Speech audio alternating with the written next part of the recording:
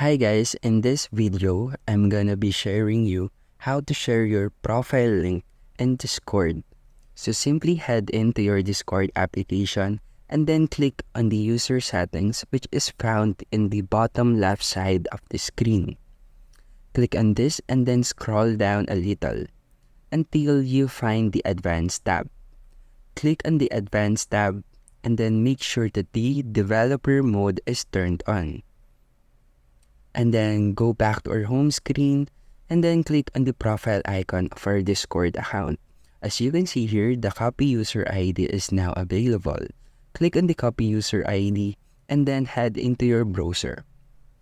Now type in discord.com/users/ and then paste in the copied ID that we have earlier. And there it is. You can also copy this if you want to share it on other social media platforms. So let's hit enter. And there we will be redirected to the user's page or to our profile page, which is the user ID of our account. So let's try sharing it to others.